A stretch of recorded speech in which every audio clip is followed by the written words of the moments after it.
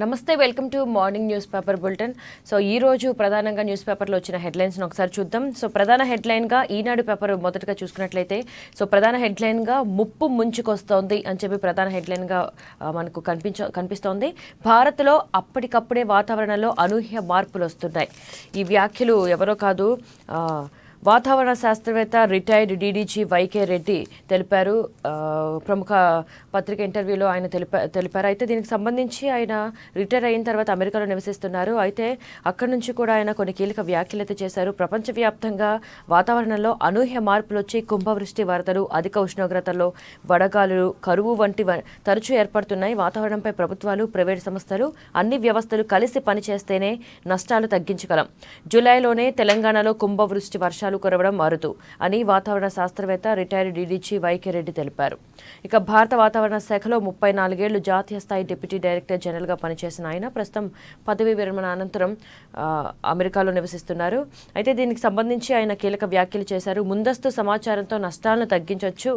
నగరాల్లో ప్రతి 20 కిలోమీటర్లకు కూడా ఒక వాతావరణ కేంద్రం ఉండాలి. అమెరికాలో మనకన్నా మెరుగైన వ్యవస్థలనే ఉన్నాయని చెప్పేసి కూడా కీలక వ్యాఖ్యలు చేశారు. అయితే విదేశాలు భారత్లో క్లౌడ్ బరస్ట్ ద్వారా వానలు కురిపించే అవకాశం ఉందా అని ఉన్న ప్రశ్నకి ఆయన విమానాలు, రాకెట్లతో రసాయన పొగను మేఘాలపై వదలడం ద్వారా ఓ మోస్తరు వర్షాలు కురిపించవచ్చు. అలా చేయాలంటే విదేశీ విమానాలు, రాకెట్లు మన దేశంలోకి అనుమతి లేకుండా రావాలి. అధునాతన సాంకేతిక నిఘా వ్యవస్థలున్న ఈ కాలంలో ఇలా చేయడం అసాధ్యమే. సో క్లౌడ్ బరస్ట్ అనేది అసాధ్యమే, వచ్చే అవకాశమే లేదు. ఎందుకంటే అధునాతన సాంకేతిక నిఘా వ్యవస్థ ఉంది మన దేశంలో. సో దీనికి సంబంధించి కూడా విదేశీ విమానాలు, రాకెట్లు మనకి తెలియకుండా భారత్లో ప్రవేశించడం అనేది జరగని పని. సో క్లౌడ్ బరస్ట్ కాదు, ఒకవేళ క్లౌడ్ బరస్ట్ అయినా ఒక మోస్తరు వర్షాలు కురుస్తాయి అని చెప్పేసి కూడా ఆయన కీలక వ్యాఖ్యలు చేశారు. అలాగే ప్రపంచవ్యాప్తంగా వాతావరణంలో ఎలాంటి మార్పులు జరుగుతున్నాయి అనే దానికి అమెరికాలో గాలుల ప్రవాహం ద్వారా వాతావరణంలో మార్పులు వస్తూ ఉంటాయి. భారత్లో సమశీతోష్ణ వాతావరణం వల్ల అప్పటికప్పుడు అనూహ్య మార్పులు ఏర్పడి నిర్దేశిత ప్రాంతాల్లో కుంభవృష్టి కురుస్తుంది. ఈ మార్పులపై ఎప్పటికప్పుడు పరిశోధనలు చేస్తూ పోరాడకపోతే ఆస్తి, ప్రాణ నష్టం తీవ్రంగా ఉంటుంది. మున్ముందు యుద్ధాల కన్నా వాతావరణ మార్పుల వల్లనే ఎక్కువ నష్టాలు వాటిల్లుతాయి. సో ఎక్కువ నష్టాలు ఖచ్చితంగా వాతావరణం వల్లే వాటిల్లుతాయని చెప్పేసి కూడా వైకే రెడ్డి కీలక వ్యాఖ్యలు చేశారు. ఎందుకంటే రెండు తెలుగు రాష్ట్రాల్లో కూడా వాతావరణ శాస్త్రవేత్తగా ఆయనకి పనిచేసిన, చాలా సుదీర్ఘకాలం పనిచేసిన అనుభవం ఉంది ఆయనకి. సో ఈ చాలా పట్టు కూడా ఉంది దీనికి సంబంధించి. సో అందుకే ఆయన చాలా కీలక వ్యాఖ్యలు చేశారు. వాతావరణానికి సంబంధించి ముందస్తుగా చర్యలు తీసుకోకపోతే ఖచ్చితంగా భారీ మూల్యం చెల్లించుకోవాల్సి వస్తుందని చెప్పేసి కూడా ఆయన కీలక వ్యాఖ్యలు చేశారు. సో ప్రతి 20 కిలోమీటర్ల నగరంలో వాతావరణ కేంద్రం అనేది ఏర్పాటు చేయాలి. సో ముందస్తుగా మనం అలర్ట్గా ఉండాలని చెప్పేసి కూడా ఆయన కీలక వ్యాఖ్యలు చేశారు. సో ఇంకొక ప్రధాన హెడ్లైన్ చూద్దాం. నగరాన్ని ముంచెత్తుతుంది అప్పటి వరకు ఎండ, ఒక్కసారిగా కుంభవృష్టి. స్తంభించిన హైదరాబాద్ నగరం, వాహనదారుల తీవ్ర ఇక్కట్లు, ట్రాఫిక్లో చిక్కుకుపోయిన అంబులెన్స్లు, హోంమంత్రి కాన్వాయ్. సో మనం గత కొన్ని రోజులుగా చూస్తూనే ఉన్నాం, 2-3 రోజులుగా. అప్పటి వరకు ఎండ వస్తోంది, ఇమీడియట్గా వాన కురుస్తోంది. సో అప్పటికప్పుడు ఎండ, వాన ఇలా ఒక్కసారిగా కుండపోత కురవడం వల్ల కొద్ది గంటల్లోనే 5 నుంచి 10 సెంటీమీటర్ల భారీ వర్షం. శుక్రవారం గ్రేటర్ హైదరాబాద్ పరిధిలో కొద్ది సమయంలోనే కుంభవృష్టి కురవడంతో జనజీవనం అతలాకుతలమైంది. వరద రోడ్ల మీదకు పోటెత్తి లక్షల మంది వాహనదారులు గంటల తరబడి ట్రాఫిక్లో ఇరుక్కున్నారు. సో మనం ఇక్కడ విజువల్ కూడా క్లియర్గా చూడొచ్చు. హిమాయత్ నగర్ ప్రధాన రహదారిపై దాదాపు మోకాల్లోతు వర్షపు నీటితో విద్యార్థులు వెళ్తున్నారు. ఇక్కడ వెహికల్స్ అన్ని కూడా ఇక్కడే ఆగిపోయినాయి. సో దీనికి సంబంధించి మనం క్లియర్గా చూడొచ్చు. సో నగరాన్ని మొత్తం ముంచెత్తిందని చెప్పేసి కూడా ప్రధాన హెడ్లైన్గా ఇచ్చారు. అయితే మనం చూస్తున్న వాతావరణంలో కొన్ని అనూహ్య మార్పుల వల్ల అప్పటి వరకు ఎండ ఉంటుంది, అప్పటి నుంచి సడన్గా వర్షం వస్తుంది. సో వర్షం కూడా ఒకేసారి కుంభవృష్టిలా కురుస్తోంది. సో ఎక్కడికక్కడ ట్రాఫిక్ నిలిచిపోయింది, అంబులెన్స్లు నిలిచిపోయి, హోంమంత్రి కాన్వాయ్ కూడా ట్రాఫిక్లో నిలిచిపోయింది వర్షాలకి. సో చాలా ప్రధాన రహదారుల్లో మోకాల్లోతు నీరు ప్రవహించింది. సో ఈ విధంగా వాతావరణంలో మార్పులు ఉన్నాయి. ఈ విధంగా వర్షాలతో హైదరాబాద్ అతలాకుతలం అవుతోందనే చెప్పచ్చు. ఇంకొక ప్రధాన హెడ్లైన్ చూద్దాం. పాలమూరు పనుల్లో ప్రమాదం, 4 కూలీలు, ఒక సెక్యూరిటీ గార్డ్ దుర్మరణం. మృతుల్లో ఒకరిది ఆంధ్రప్రదేశ్, ముగ్గురిది జార్ఖండ్, మరొకరిది బీహార్. గురువారం రాత్రి జరిగిన ఘటన. అయితే ఈ ఘటనని అధికారులు బయటికి పొక్కనీయకుండా జాగ్రత్తలు తీసుకుంటున్నట్టు కూడా తెలుస్తోంది. అసలు దీనికి సంబంధించి కొంచెం బ్రీఫ్ చూద్దాం. పాలమూరు రంగారెడ్డి ఎత్తిపోతల పథకం పనుల్లో ఘోర ప్రమాదం చోటు చేసుకుంది. పంప్ హౌస్లో పనిచేస్తున్న 5 మృతి చెందారు. ప్రతిపక్ష సాక్షుల కథనం ప్రకారం నాగర్ కర్నూలు జిల్లా కొల్లాపూర్ మండలం ఎల్లూరు శివార్లోని రేగుమాన్ గడ్డ వద్ద పాలమూరు రంగారెడ్డి ఎత్తిపోతల పథకం ప్యాకేజ్ 1 పనులు నడుస్తున్నాయి. పంప్ హౌస్ పనుల్లో భాగంగా ఉపరితలానికి దాదాపు 100 మీటర్ల లోతులో టన్నెల్ లైనింగ్ జరుగుతోంది. కేబుల్ కనెక్షన్లు అలాగే ఎర్తింగ్ పనులు కూడా చేపడుతున్నారు. సో దీనికి సంబంధించి 4 కూలీలు మృతి చెందడం జరిగింది. అలాగే ఒకళ్ళు ఆంధ్రప్రదేశ్కి చెందిన వ్యక్తి అండ్ అలాగే ఇంకొక 3 మాత్రం జార్ఖండ్కి చెందిన వ్యక్తి. అయితే దీనికి సంబంధించిన నిర్మాణ సామాగ్రిని ఇనప బకెట్ ద్వారా క్రేన్ సాయంతో కిందకు దింపుతుండగా గురువారం రాత్రి 10:30 దగ్గర మధ్య తీగ తెగి కార్మికులపై బకెట్ పడడంతో 5 మృతి చెందారు. సో ఆంధ్రప్రదేశ్కి చెందిన నిడదవోలుకి చెందిన శ్రీను అనే వ్యక్తి కూడా దుర్మరణం పాలయ్యారు. అయితే దీనికి సంబంధించి కూడా ఇద్దరు కూలీలు దూరంగా ఉండడంతో వారికి ప్రమాదం తప్పింది. ఇక ఈ విషయాన్ని బయటకు పొక్కనీయకుండా అధికారులు గుత్తేదారు ఏజెన్సీ సంస్థ ప్రతినిధులు గోప్యంగా ఉంచారు. మృతదేహాలు ఉస్మానియాకు తరలించారు. ఈ విషయాలు ఎక్కడా బయటగా చెప్పొద్దని, దీని గురించి మాట్లాడితే పని నుంచి తొలగిస్తామని గుత్తేదారు ఏజెన్సీ ప్రతినిధులు హెచ్చరించినట్లు కొందరు కార్మికులు చెబుతున్నారు. కొందరు కూలీల ద్వారా శుక్రవారం వివరాలు తెలిసాయి. సో తప్పు పట్టినా కూడా పట్టించుకోవట్లేదని చెప్పేసి కూడా కూలీలు వాపోతున్నారు. అయితే ఈ ప్రమాదానికి అధికారుల పర్యవేక్షణ లోపం, గుత్తేదార్ ఏజెన్సీ సంస్థ నిర్లక్ష్యం కారణమని చెప్పి కూడా ప్రాథమికంగా తెలుస్తోంది. పంప్ హౌస్కు నిర్మాణ సామాగ్రిని పంపించే క్రేన్కు సంబంధించి తీగలు తుప్పు పట్టినట్లు కూడా కూలీలు ఆరోపిస్తున్నారు. ఈ క్రేన్ పాతబడిందని, ఈ ప్రమాదకర పరిస్థితిలో తాము పని చేయలేమని కూడా కొందరు కార్మికులు గతంలో అధికారులు ఏజెన్సీ ఇంజనీర్ల దృష్టికి తీసుకెళ్లినట్లు సమాచారం. అయినా కూడా బలవంతంగా పనులు సాగిస్తున్నారు, ఈ క్రేన్తో పనులు కొనసాగిస్తున్నారని చెప్పేసి కూడా వీళ్ళు తెలుపుతున్నారు, కూలీలు తెలుపుతున్నారు. అయితే దీనికి సంబంధించి జాతీయ హరిత ట్రైబ్యునల్ స్టే ఉన్నా కూడా పాలమూరు రంగారెడ్డి ఎత్తిపోతల పథకం పనులు ఆపివేయాలని స్టే వచ్చినా కూడా పనులు కొనసాగిస్తూనే ఉన్నారు. సో దీనికి సంబంధించి రాత్రి 8 గంటల నుంచి ఉదయం 8 గంటల వరకు కూడా రాత్రి వేళల్లో ఈ పనులు కొనసాగిస్తున్నారు. సో నిజంగా కూలీలు చనిపోయినా కూడా ఎవరికి చెప్పొద్దు అని చెప్పి, గోప్యంగా ఉంచండి, ఎవరికి చెప్పొద్దు అని చెప్పి కూడా బెదిరించడం చాలా శోచనీయమైన విషయం అనే చెప్పచ్చు. సో దీనికి సంబంధించి కూడా అధికారులకు ఎన్నిసార్లు నిర్లక్ష్యంగా వ్యవహరిస్తున్నారు, ఎన్నిసార్లు తుప్పు పట్టిన ఆ క్రేన్ వైర్స్ అన్నీ కూడా తుప్పు పట్టే అని చెప్పి మేము పనిచేయమని చెప్పినా కూడా వాళ్ళు పట్టించుకోలేదు. ఇప్పుడు ఆ నిర్లక్ష్య ధోరణి 4 ప్రాణాలను తీసిందనే చెప్పచ్చు. సో ఇంకొక ప్రధాన హెడ్లైన్ చూద్దాం. రాజకీయ కారణాలతోనే ఐటీఐఆర్ రద్దు. తెలంగాణకు శనిలా దాపురించిన మోడీ ప్రభుత్వం. పార్లమెంట్లో ప్రకటన చేయడం సిగ్గుచేటు. కేంద్ర ప్రభుత్వం క్షమాపణలు చెప్పాలి. కేంద్రంలో ఈ వ్యాఖ్యలు ఎవరో కాదు, మంత్రి కేటీఆర్ చేశారు. దీనికి సంబంధించి కొంచెం బ్రీఫ్ చూద్దాం. కేంద్రంలోని మోడీ ప్రభుత్వం తెలంగాణకు శనిలా దాపురించిందని, రాజకీయంగా విభేదిస్తున్నామన్న ఒకే ఒక కారణంతో ఐటీఆర్ ప్రాజెక్టును రద్దు చేసి రాష్ట్రానికి తీరని అన్యాయం చేసిందని టీఆర్ఎస్ కార్యనిర్వాహక అధ్యక్షుడు, పరిశ్రమలు, ఐటీ శాఖ మంత్రి కేటీఆర్ ధ్వజమెత్తారు. కేంద్ర ప్రభుత్వ తీరుతో హైదరాబాద్ ఐటీ పరిశ్రమ మరింత ఎదిగే అవకాశాన్ని కోల్పోయిందన్నారు. ఐటీఐఆర్ ప్రాజెక్టును రద్దు చేసినట్లు పార్లమెంట్లో కేంద్ర ఐటీ శాఖ సహాయ మంత్రి రాజీవ్ చంద్రశేఖర్ గొప్పగా ప్రకటించుకోవడం సిగ్గుచేటని అన్నారు. రాజకీయాల కోసం ఐటీఐఆర్ ప్రాజెక్టును తెలంగాణకు రాకుండా చేశారని ఆక్షేపించారు. సో దీనికి సంబంధించి కేటీఆర్ కీలక వ్యాఖ్యలు చేశారు. ఐటీఐఆర్ రద్దుకు సంబంధించి పార్లమెంట్లో ప్రకటన చేయడం సిగ్గుచేటు. కేంద్ర ప్రభుత్వం తెలంగాణకి క్షమాపణ చెప్పాల్సిందే. మోడీ ప్రభుత్వం తెలంగాణకు శనిలా దాపురించిందని చెప్పేసి కూడా కేటీఆర్ కీలక వ్యాఖ్యలు చేయడం మనం చూడొచ్చు ఇక్కడ. సో ఇంకొక ప్రధాన హెడ్లైన్ చూద్దాం. పోలీసు రాత పరీక్షల్లో బయోమెట్రిక్ విధానం. చేతివేళ్లపై మెహందీ, టాటూలొద్దు. టీఎస్ ఎల్పీఆర్బీ సూచనలు. సో పోలీసు రాత పరీక్షలకి అందరూ కూడా సిద్ధమైపోయారు. అభ్యర్థులందరూ కూడా రాత పరీక్షగా రెడీగా ఉన్నారు. సో చేతివేళ్లకు సంబంధించి కూడా ఖచ్చితంగా బయోమెట్రిక్ విధానం ఉంది. సో ఎవరు మెహందీ పెట్టుకోవద్దు, టాటూ పెట్టుకోవద్దు అని చెప్పేసి కూడా ఆయన టీఎస్ఎల్పీఆర్బీ కీలక సూచనలు అయితే చేసింది. సో దీనికి సంబంధించి అభ్యర్థులందరూ సిద్ధంగా ఉండాలని కూడా కోరింది. ఇక ఇంకొక హెడ్లైన్ చూద్దాం. పొరపాటైంది, క్షమించండి. అనుచిత పద ప్రయోగానికి చింతిస్తున్న రాష్ట్రపతి ద్రౌపది ముర్ముకు అధీర్ రంజన్ లేఖ. సో పార్లమెంటు మనం నిన్న డిస్కస్ చేశాము. మొన్న ఏదైతే ఆయన అధీర్ కీలక వ్యాఖ్యలు చేశారో ద్రౌపది ముర్ముకు సంబంధించి, ఆ వ్యాఖ్యలకు సంబంధించి దద్దరిల్లిని ఉభయ సభలు అని చెప్పచ్చు.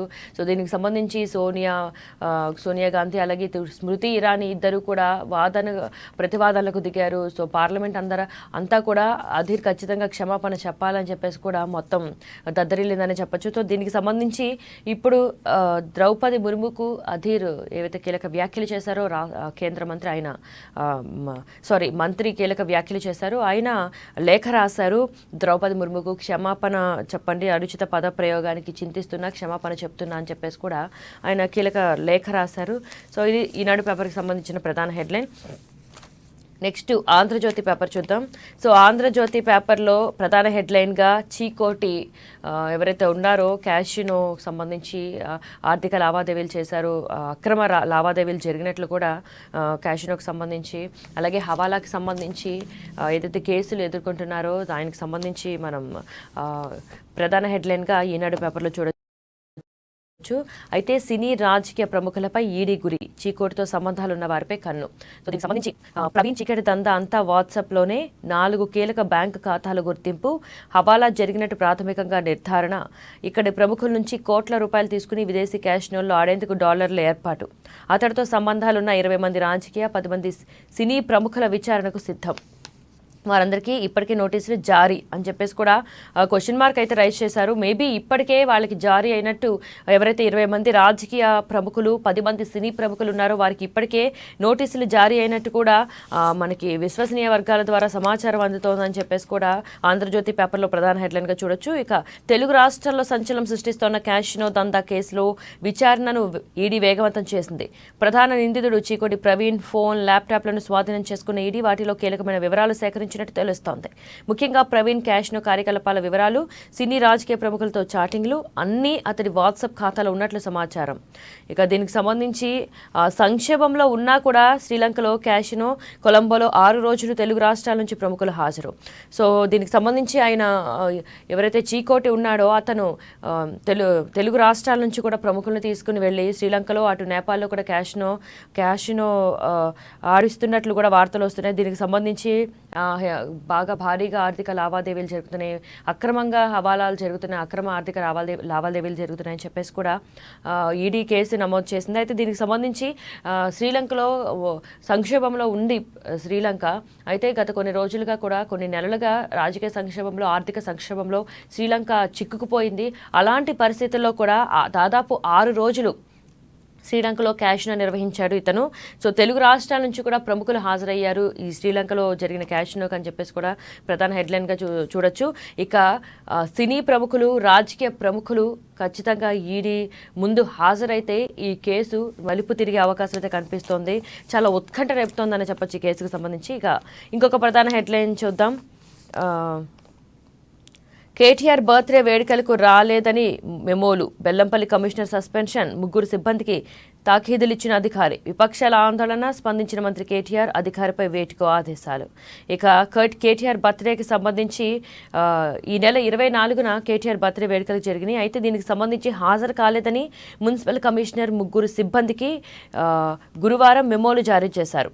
ఆయన కనబరిచిన ఈ అత్యుత్సాహం తీవ్ర వివాదాస్పదమైంది. మున్సిపాలిటీ ఆధ్వర్యంలో బెల్లంపల్లిలోని ప్రభుత్వ దవాఖానాలో బర్త్డే వేడుకలు నిర్వహిస్తున్నట్లు కమిషనర్ గోపు గంగాధర్ సిబ్బందికి వాట్సాప్ ద్వారా సమాచారం ఇచ్చారు. అయితే senior assistant Rajeswari, junior assistant Punnam Chandar, system manager Mohan ఆ వేడుకలకు హాజరు కాలేదు.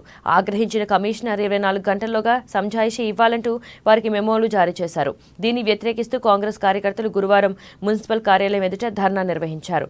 వివాదం ముదడంతో కమిషనర్ మెమోలను ఉపసంహరించుకున్నారు. ఇదిలా ఉండగా వివాదంపై మంత్రి కేటీఆర్ స్పందించారు. కమిషనర్ గంగాధర్ వ్యవహార శైలిపై ఆగ్రహం వ్యక్తం చేశారు. ఆయన్ను వెంటనే సస్పెండ్ చేయాలని అధికారులను ఆదేశించారు. ఇక అత్యుత్సాహం ప్రదర్శించిన కమిషనర్కి చివరికి సస్పెన్షన్ గురయ్యే ఇది కూడా కనిపిస్తోంది. అంత అత్యుత్సాహం ప్రదర్శించారు. కేటీఆర్ బర్త్డేకి రాలేదని చెప్పేసి కూడా 3 అధికారులపై మెమోలు జారీ చేశారు. వివరణ ఇవ్వాలి, సంజాయిషి ఇవ్వాలని చెప్పేసి కూడా. సో ఇది ఆయనకే రివర్స్లో కొట్టింది. ఆయనే సస్పెండ్ అయ్యే అవకాశాలు కూడా కనిపిస్తున్నాయి. ఇక జెండా పాతేద్దాం ఇంకొక ప్రధాన హెడ్లైన్. టీఆర్ఎస్ సర్కార్పై బీజేపీ సమాచార యుద్ధం, కేంద్ర ప్రభుత్వం నిధులపై ఆరా తీస్తున్న కమలం పార్టీ. 8 ఏళ్ల గణాంకాలపై ఆర్టీఐ కింద 33,000 దరఖాస్తులు, సమాచారం అందాక కేంద్ర నిధుల పనుల వద్ద బోర్డులు. ఇక కేంద్రం చేస్తున్న పనులను ప్రజలకు చెప్పేందుకేనన్న నేతలు. ఇక రాష్ట్రంలో టీఆర్ఎస్ సర్కార్కు వ్యతిరేకంగా దూకుడుగా ముందుకెళ్తున్న బీజేపీ మరో సంచలన నిర్ణయం తీసుకుంది. రాష్ట్రంలో అభివృద్ధి పనులను కేంద్ర ప్రభుత్వ నిధులతోనే చేపడుతున్నారని, సంక్షేమ పథకాల్లోనూ కేంద్రం వాటా ఉందని పదే పదే చెబుతున్న రాష్ట్ర బీజేపీ నాయకత్వం ఇప్పుడు ఏకంగా ఆయా పనుల వద్ద బోర్డులు, బ్యానర్లు, జెండాలు పాతాలి అని నిర్ణయించింది. దీనికోసం రాష్ట్రంలోని 12,769 గ్రామ పంచాయతీల్లోనూ కేంద్ర నిధులతో జరిగిన పనుల జాబితాను బయటకు తీస్తోంది. ఇందుకు సమాచార హక్కు చట్టం అస్త్రాన్ని ప్రయోగిస్తోంది. సో దీనికి సంబంధించి జెండా పాతేద్దామని చెప్పి టీఆర్ఎస్ సర్కార్పై బీజేపీ సమాచార యుద్ధం మొదలుపెట్టింది. చాలా వినూత్నంగా బండి సంజయ్ ఆధ్వర్యంలో చాలా వినూత్నంగా బీజేపీ ముందుకెళ్తుందనే చెప్పొచ్చు. సో ఈ రాజకీయ రగడలో ఖచ్చితంగా కేసీఆర్ ఏవైతే పథకాలు ఇస్తున్నారో, ఏవైతే అభివృద్ధి పనులు చేస్తున్నారో అందులో కేంద్రం వాటా కూడా ఉంటుందని చెప్పేసి కూడా చెప్పే ప్రయత్నం ఎప్పుడు ఏ మీటింగ్ పెట్టినా, ఏ సమీక్ష పెట్టినా కూడా ఖచ్చితంగా ప్రజలకి తెలియజెప్పే ప్రయత్నం చేస్తున్నారు. ఇప్పుడు ఏకంగా వినూత్న ఆలోచన చేశారు. జెండాలు పాతాలి అని చెప్పేసి ఏదైతే అభివృద్ధి పనులు ఉన్నాయో దానికి సంబంధించి జెండాలు పాతాలి, అక్కడ బీజేపీ జెండాలు పాతాలి, ఇక్కడ ఏదైతే అభివృద్ధి సంక్షేమ పథకాలు ఉన్నాయో వాటికి సంబంధించి కూడా బీజేపీ జెండాలు పాటితే ఖచ్చితంగా ప్రజలకు తెలుస్తుంది బీజేపీ కేంద్ర ప్రభుత్వం సహాయం లేకుండా ఇక్కడ ఏ పనులు జరగట్లేదు అని చెప్పేసి కూడా ఖచ్చితంగా ప్రజలకు తెలుస్తుందని చెప్పేసి కూడా జెండా పాతేద్దామని చెప్పేసి కూడా నిర్ణయించినట్టు తెలుస్తోంది. ఇంకొక ప్రధాన హెడ్లైన్ చూద్దాం. అన్నంలో పురుగులు, పప్పులో వానపాములు. సో ఇది ఎక్కడో కాదు, ఆసుపత్రిలో చికిత్స పొందుతున్న మానుకోట ఆశ్రమ పాఠశాల విద్యార్థులు. సో మానుకోట గిరిజన పాఠశాలలో మనం చూడొచ్చు తిబిరేటి భాషలకు సంబంధించి కూడా ఫుడ్ పాయిజన్ అయ్యింది, చాలామంది హాస్పిటల్ పాలయ్యారు అని చెప్పేసి కూడా మనం ఇంతకుముందు డిస్కస్ చేస్తున్నాం. సో దీనికి సంబంధించి ఇంకా ఇప్పుడు మానుకోట గిరిజన ఆశ్రమ పాఠశాలకు సంబంధించి విద్యార్థులకు నాణ్యమైన భోజనం లేక చాలామంది ఆసుపత్రి పాలయ్యారు, దానికి గిరిజన ఆశ్రమ పాఠశాలకు సంబంధించి. సో దీనికి సంబంధించి కొంచెం బ్రీఫ్ చూద్దాం. ఉదయం మిగిలిన కూర రాత్రి వంటలో, వండిన పాత్రలు కడగకుండానే మళ్లీ వంట, గురుకులాల్లో జరుగుతున్న ఘోరాలెన్నో, సరుకుల నాణ్యతపై ఎన్నో ఆరోపణలు, విద్యార్థుల ప్రాణాలతో సర్కారు చెలగాటం, రాష్ట్ర వ్యాప్తంగా వరుసగా ఘటనలు, కొద్ది రోజుల్లో వందలాది మంది ఆసుపత్రి పాలు, మెస్ కమిటీలు ఉన్నా తూతూ మాత్రమే, ప్రధానోపాధ్యాయులు రుచి చూడాలన్న నిబంధనల ఉత్తర్వులు జారీ వరకే పరిమితం. అయితే గురుకుల విద్యార్థులు ప్రపంచంలోనే ఎత్తైన శిఖరాలను అధిరోహిస్తున్నారు. అతి కష్టమైన జేఈఈ అడ్వాన్స్డ్ పరీక్షలో విజయ పతాకం ఎగురవేసి ఐఐటీలో సీట్లను సాధిస్తున్నారు. లక్షల మంది విద్యార్థుల కలలో పరీక్ష నీట్ గెలిచి మెడికల్ కాలేజీల్లో అడుగు పెడుతున్నారు. వివిధ క్రీడల్లో పోరాడి పతకాలను గెలుచుకుంటున్నారు. కానీ బుక్కెడు బువ్వ కోసం గురుకులాల్లో వారంతా అంతకంటే ఎక్కువ పోరాటమే చేయాల్సి వస్తోంది. ఒక చోట పాచిపోయిన కూర పెడుతున్నారు, మరో చోట పురుగుల అన్నం తినమంటున్నారు. తాజాగా పాలకూర పప్పులో ఏకంగా వానపామునే వడ్డించేశారు. ఫలితంగా రోజుల వ్యవధిలోనే రాష్ట్ర వ్యాప్తంగా పలు గురుకులాల్లోని వందలాది మంది విద్యార్థులు అస్వస్థతకు గురయ్యారు, ఆసుపత్రుల పాలయ్యారు. కలుషిత ఆహారం తిని రోగాల బారిన పడుతూనే ఉన్నారు. గురుకులాలు తెరిచిన తర్వాత వరుసగా ఇటువంటి ఘటనలు వెలుగులోకి వస్తున్నాయి. దాదాపు కరోనా తర్వాత చాలా గురుకుల పాఠశాలలు అయితే అన్ని తెరుచుకున్నాయి. ఆ తర్వాత కొన్ని నిబంధనల ప్రకారం క్లోజ్ చేసి మళ్ళీ తెరుచుకోవడం కూడా చూసాము. సో తెరుచుకున్న తర్వాత నాణ్యమైన భోజనం అందట్లేదు, చాలామంది ఆసుపత్రుల పాలవుతున్నారు. ఈ పాఠశాలలు గురుకులాలు ఓపెన్ అయిన తర్వాత వరుసగా ఈ ఘటనలు జరుగుతున్నాయి. రాష్ట్రంలో ప్రభుత్వం అయితే పట్టనట్టే ఉంటుందని చెప్పేసి కూడా ఇక్కడ ప్రధాన హెడ్లైన్గా మనం చూడొచ్చు. దాదాపు ఇప్పుడు మానుకోట గిరిజన ఆశ్రమలో 9 మంది విద్యార్థినులకు అస్వస్థత వచ్చింది. వాళ్ళు ప్రభుత్వ హాస్పిటల్లో డిగ్రీ విద్యార్థులు వాళ్ళు. సో వాళ్ళు ప్రభుత్వ హాస్పిటల్లో వైద్యం అయితే తీసుకోవడం జరిగింది. అయితే దీనికి సంబంధించి ప్రభుత్వం ఖచ్చితంగా ఫోకస్ చేయాలి. ఎందుకంటే పిల్లలు ప్రతిసారి కూడా మనం కొన్ని రోజులుగా ఏదో ఒక గురుకుల పాఠశాలకు సంబంధించి, ఏదో ఒక ప్రభుత్వ సంక్షేమ బళ్ళకు సంబంధించి, హాస్టల్కి సంబంధించి ఏదో ఒక విధంగా ఫుడ్ పాయిజన్ గురించి న్యూస్ వస్తూనే ఉంది. సో దీనికి సంబంధించి ప్రభుత్వం ఖచ్చితంగా దీని గురించి చర్యలు తీసుకోవాల్సిందే. ఎందుకంటే ఇప్పుడు పాలకూర పప్పులో వానపాములు వడ్డించారు, పురుగుల అన్నం తినమంటున్నారు. సో కడగని పాత్రలో ఆల్రెడీ వండిన పాత్రలోనే మళ్ళీ వండి పెడుతున్నారు అని చెప్పేసి కూడా ఆహార పదార్థాలకు సంబంధించి అసలు నాణ్యత లేని పదార్థాలు యూజ్ చేస్తున్నారు అని చెప్పేసి కూడా ఎన్ని కంప్లైంట్లు వెళ్ళినా కూడా ప్రభుత్వం ఎటువంటి చర్యలు తీసుకోవట్లేదు. మరి ఇప్పుడైనా చర్యలు తీసుకుంటుందో లేదో, ఇంకా ఇలాంటి రిపీట్ అవుతూనే ఉంటాయో అనేది మనం చూడాల్సిన అంశం. సో దీనికి సంబంధించి ప్రభుత్వం చర్యలు తీసుకుంటే ఎక్కడైనా ఇటువంటివి రిపీట్ కాకుండా ఉంటాయని చెప్పి కూడా విద్యార్థులు కూడా ఆందోళన చెందుతున్నారు, వాటి తల్లిదండ్రులు కూడా. ఇంకో ప్రధాన హెడ్లైన్ చూద్దాం. డిఎస్సి వచ్చే ఏడాదే తెలుగు ఇంగ్లీష్ మాధ్యమాల్లో నిర్వహణకు ఛాన్స్. టీఎస్పీఎస్సీ కాకుండా జిల్లా స్థాయిలోనే ప్రక్రియ. సెప్టెంబర్ వరకు అడ్మిషన్లు, ఆ తర్వాతే రేషనలైజేషన్. ఇంగ్లీష్ మీడియం విద్యార్థుల సంఖ్య బట్టి పోస్టులు భర్తీ. ఇక డిఎస్సికి సంబంధించి వచ్చే ఏడాది, ఈ ఏడాది ఏం లేదు, ఇక వచ్చే ఏడాది అని చెప్పేసి కూడా మనం కీలక వ్యాఖ్యలు కీలకంగా చూడొచ్చు ఈ పేపర్లో. సో టీఎస్పీఎస్సీ కాకుండా జిల్లా స్థాయిలోనే ప్రక్రియ చేపట్టే అవకాశం ఉంది. అలాగే తెలుగు ఇంగ్లీష్ మాధ్యమాల్లో నిర్వహణకు ఛాన్స్ వచ్చే అవకాశం ఉంది. ఇక సెప్టెంబర్ వరకు కూడా అడ్మిషన్లు జరుగుతాయి, ఆ తర్వాత రేషనలైజేషన్. ఇక ఇంగ్లీష్ మీడియం విద్యార్థుల సంఖ్య బట్టి పోస్టులను కూడా భర్తీ చేసే అవకాశాలు కనిపిస్తున్నాయి. సో ఇంకొక ప్రధాన హెడ్లైన్ చూద్దాం. అర్పితకు 4 లగ్జరీ కార్లు, వాటి నిండా డబ్బు. ఆమె అరెస్టు నుంచి కనిపించిన కార్లు, వాహనాలను వెతుకుతున్న అధికారులు. అర్పిత ఇంట్లో సెక్స్ టాయ్స్ లభ్యం. సో అర్పిత, దీనికి సంబంధించి మనం చూసాము, చాలా డబ్బు అయితే బయటపడింది. మంత్రికి సంబంధించి వివాదాల్లో కూడా ఆమె ఇరుక్కున్నారు. సో దీనికి సంబంధించి వాటి నిండా లగ్జరీ కార్లు ఉన్నాయి, వాటి నిండా డబ్బు ఉంది. అయితే ఆమె అరెస్ట్ అయిన వెంటనే డబ్బు అయితే కార్లు అయితే కనిపించట్లేదు ఆ వెంటనే అని చెప్పేసి కూడా ఆంధ్రజ్యోతిలో మనం ప్రధాన హెడ్లైన్గా చూడొచ్చు. నెక్స్ట్ వెలుగు పేపర్ చూద్దాం. సో వెలుగు పేపర్లో ప్రధాన హెడ్లైన్గా పాలమూరు ప్రాజెక్టు పనుల్లో ఘోర ప్రమాదం, క్రేన్ వైర్ తెగి 5 వలస కూలీల దుర్మరణం. సో ఆల్రెడీ దీనికి సంబంధించి మనం బ్రీఫ్గా చూసాం ఇందాక. అదే ప్రధాన హెడ్లైన్గా మనం వెలుగు పేపర్లో కూడా చూడొచ్చు. ఇంకొక ప్రధాన హెడ్లైన్ చూద్దాం. ఉప ఎన్నికలు వస్తేనే పైసలు వస్తాయి, పనులు అవుతాయి. హుజరాబాద్ బైపోల్ తర్వాత రాష్ట్రంలో పెరుగుతున్న డిమాండ్. సో మునుగోడులోనూ రాజగోపాల్ రెడ్డి రాజీనామా చెయ్యాలి అని కోరుకుంటున్న జనం. సో హుజరాబాద్ లెక్క తమకు ఫండ్స్ వస్తాయనే ఆశ. ఆఫీసర్లు రాత్రికి రాత్రే రోడ్లేస్తారని, డ్రైనేజీలు కడతారనే భావన. లీడర్లు పైసలు, స్కీములు, దావతులు ఇస్తారని చెప్తున్న ఓటర్లు. సో హుజరాబాద్ తర్వాత నిజంగా ఓటర్ల మైండ్ సెట్ మారిపోయిందని ఇక్కడ వెలుగు పేపర్లో ప్రధాన అంశంగా చూడొచ్చు. హుజరాబాద్ ఎలక్షన్స్ తర్వాత, బైపోల్ ఎలక్షన్స్ తర్వాత సో రాజీనామా చేస్తేనే ఊర్లో అభివృద్ధి అవుతుంది, రాజీనామా చేస్తేనే అంటే బైపోల్స్ వస్తేనే ఊర్లో అభివృద్ధి జరుగుతుంది, రోడ్లు వేస్తున్నారు, డ్రైనేజ్ వ్యవస్థ ఉంటుంది, పైసలు ఇస్తున్నారు, అందరూ అన్నీ కూడా ఓటర్లో బలంగా నాటుకుపోయింది. సో అందుకే ఇప్పుడు మునుగోడు ఏవైతే ఉన్నాయో, మునుగోడుకు సంబంధించిన రాజకీయాలు ఏవైతే జరుగుతున్నాయో, ఈ రాజకీయాలకు సంబంధించి రాజగోపాల్ రెడ్డి ఖచ్చితంగా రాజీనామా చేయాలి. ఆయన రాజీనామా చేస్తేనే అప్పుడు ఇంకొకరు గెలవడానికి ఖచ్చితంగా ప్రభుత్వం అనేక చర్యలు తీసుకుంటుంది. గెలవడానికి అక్కడ ఆ వ్యక్తిని గెలిపించడానికి, అభ్యర్థిని గెలిపించడానికి రోడ్లు వేస్తారు, డ్రైనేజ్ వ్యవస్థను కడతారు. సో ఇక అభివృద్ధి పనులన్నీ కూడా ఆ నియోజకవర్గంలో చేపడతారు. సో ఖచ్చితంగా రాజీనామా చేయాల్సిందని చెప్పేసి కూడా ప్రజల నుంచి వినిపిస్తున్న వ్యాఖ్యలు ఇవి. సో ఇప్పుడు కేసీఆర్ పాలనపై యుద్ధం ప్రకటిస్తా అని చెప్పేసి కూడా, రాక్షస పాలన నుంచి విముక్తి కల్పిస్తా అని చెప్పేసి కూడా రాజగోపాల్ రెడ్డి కీలక వ్యాఖ్యలు చేస్తున్నారు. ఇటు చూసుకున్నట్లయితే ఇక టీఆర్ఎస్ రాక్షస పాలన నుంచి రాష్ట్రానికి విముక్తి కల్పించే దిశగా నేను వేస్తున్న అడుగులో రాజీ పడే ప్రసక్తే లేదు. సొంత అవసరాల కోసమో పదవుల కోసమో పోరాటం చేయడం లేదు. నా నిర్ణయాన్ని మునుగోడు ప్రజలు, మేధావులు, కవులు, కళాకారులు, యువజన, విద్యార్థి, ఉద్యోగ వర్గాలన్నీ స్వాగతిస్తున్నాయి. రాష్ట్రాన్ని సొంత కుటుంబ ఆస్తిగా మార్చుకుని ప్రజా వ్యతిరేక పాలన సాగిస్తున్న కేసీఆర్పై త్వరలో యుద్ధ ప్రకటన చేయబోతున్నా. సో ఖచ్చితంగా ఆయనైతే కేసీఆర్ పాలనపై కీలక వ్యాఖ్యలే చేయడం జరిగింది రాజగోపాల్ రెడ్డి. ఇటు ప్రజల నుంచి మాత్రం రాజగోపాల్ రెడ్డి రాజీనామా చెయ్యాలి అని చెప్పేసి కూడా కీలక వ్యాఖ్యలు అయితే వినిపిస్తున్నాయి. ఇక ఇంకొక ప్రధాన హెడ్లైన్ చూద్దాం. మధ్యాహ్న భోజనంలో వానపాము, 36 మంది స్టూడెంట్కు అస్వస్థత.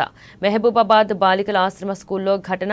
అన్నంలో పురుగులు, తాగే నీళ్లలో జెర్రీలు, కిచిడీలో బొద్దింకలు వస్తున్నాయని కూడా ఆందోళన వ్యక్తం చేస్తున్నారు. ఇక చర్యాల గురుకుల డిగ్రీ కాలేజ్లోనూ food poison. Basara triple food poison ఘటనలో మరో స్టూడెంట్కు సీరియస్. సో ఇక్కడ ఫుడ్ పాయిజన్ ఘటనలకు సంబంధించి వెలుగు పేపర్లో వరుసగా ఇవ్వడం జరిగింది. సో దీనికి సంబంధించి బాసరలో ఏదైతే ఫుడ్ పాయిజన్ అయ్యి చాలామంది విద్యార్థులు హాస్పిటల్లో పాలయ్యారో, వాళ్ళకి సంబంధించి కూడా ఒక విద్యార్థికి ప్రస్తుతం సీరియస్గా ఉందని కూడా చెప్తున్నారు. So Basara triple food poison విద్యార్థికి. ఇంకొక చర్యాల గురుకుల డిగ్రీ కాలేజ్లో కూడా ఫుడ్ పాయిజన్ అయ్యింది. అండ్ అలాగే మెహబూబాబాద్ బాలికల ఆశ్రమ స్కూల్లో కూడా ఈ ఘటన చోటు చేసుకుంది. 36 మంది స్టూడెంట్స్కు ఫుడ్ పాయిజన్ అయ్యి హాస్పిటల్లో జాయిన్ అవ్వడం జరిగింది.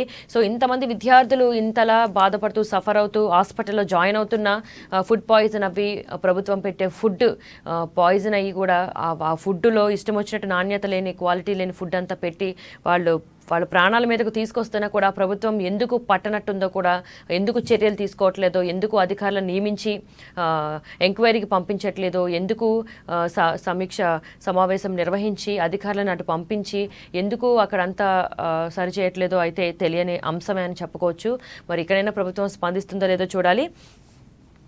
ఇక ప్రధాన హెడ్లైన్గా లీడర్లలో cash no tension, Chikoti Praveen చిట్టా విప్పుతాడేమోనని భయం. సో ఇక దీనికి సంబంధించి ప్రవీణ్ ఫామ్ హౌస్లో కూడా రీసెంట్గా తనిఖీలు నిర్వహించడం జరిగింది. ఆఫీసర్లు అందరూ కూడా ప్రవీణ్ పెంచుకుంటున్న కొండ చిలువలు కానీ, సో ఫామ్ హౌస్ను చూసి, ప్రవీణ్ ఫామ్ హౌస్ను చూసి అధికారులు విస్తుపోయారని కూడా మనం చెప్పచ్చు. ప్రవీణ్ బర్త్డే సెలబ్రేషన్స్లో మంత్రి పాల్గొన్నారు. సో సోమవారం విచారణతో ఎవరికి నోటీసులు ఇవ్వాలో సోమవారం విచారణలో తేలనుంది. ఇక ఫామ్ హౌస్పై ఆఫీసర్లు దాడులు చేస్తే ఆఫ్రికన్ దేశాల ప్రమాదకర జంతువులు ఉన్నాయి, నాన్ బెయిలబుల్ కేసులు పెట్టే యోచనలో ఫారెస్ట్ ఆఫీసర్లు. సో ఆఫ్రికన్లో ప్రమాదకర జంతువులు, ఆఫ్రికన్లో ఏవైతే ఉంటాయో ఆ ప్రమాదకర జంతువులన్నీ ఆయన ఫామ్ హౌస్లో ఉన్నాయి, చీకోటి ఫామ్ హౌస్లో ఉన్నాయని చెప్పేసి కూడా అధికారులు విస్తుపోయారు. సో ఖచ్చితంగా నాన్ బెయిలబుల్ కేసులు పెట్టే యోచనలో ఫారెస్ట్ ఆఫీసర్లు అయితే ఉన్నట్టు తెలుస్తోంది. ఇంకా క్యాష్ను దందాకు సంబంధించి మరి కేసులు ఎటువంటి మలుపులు తిరుగుతాయో చూడాలి. ఇక మళ్ళీ మోడీకే జై. ఇప్పటికిప్పుడు లోక్సభ ఎన్నికలు జరిగితే ఎన్డీఏకు 367 సీట్లు, యూపీఏకు 97, ఇండియా టీవీ సర్వేలో వెల్లడి. తెలంగాణలో ఎన్డీఏకు 6, యూపీఏకు 2, టీఆర్ఎస్ సహా ఇతరులకు 9. సో ఇప్పుడు లోక్సభలు జరిగితే కనుక ఖచ్చితంగా మూడోసారి మోడీ సర్కార్కి పట్టం కడతారు ఇప్పటికిప్పుడు జరిగితే అని చెప్పేసి కూడా ఇండియా టీవీ సర్వేలో వెల్లడైంది. ఇక తెలంగాణలో ఎన్డీఏకు 6, యూపీఏకి 2, టీఆర్ఎస్ సహా ఇతరులకు 9 వచ్చే అవకాశాలు కనిపిస్తున్నాయని చెప్పేసి కూడా ఆ సర్వేలో వెల్లడైంది. సో ఇంకొక ప్రధాన హెడ్లైన్ చూద్దాం. పాలన పక్కన పెట్టి రాజకీయాలు, ఢిల్లీలోనే సీఎం, సీఎస్ ఉన్నతాధికారులు. మునుగోడు జాతీయ రాజకీయాలపై కేసీఆర్ చర్చలు, బయటకేమో అప్పులపై సమీక్షలంటూ లీకులు. క్యాట్ కేసు కోసం అక్కడే మకాం వేసిన సోమేష్ కుమార్. వర్షాలతో రాష్ట్రం అతలాకుతలం, ఇబ్బందుల్లో జనాలు. సో ఇంత ఇబ్బందుల్లో జనం ఉంటే, వర్షంలో రాష్ట్రం అంతా వర్షాలతో అతలాకుతలం అవుతూ ఉంటే పాలన అంతా పక్కన పెట్టేసి రాజకీయాలు చేయడానికే కేసీఆర్ వెళ్ళారు ఇక్కడికి ఢిల్లీలో అని చెప్పేసి కూడా వెలుగు పేపర్లో మెన్షన్ చేశారు. సో దీనికి సంబంధించి కూడా సీఎం కేసీఆర్ అందరూ కూడా ఢిల్లీలోనే ఉన్నారు, పాలన పక్కన పెట్టేశారు.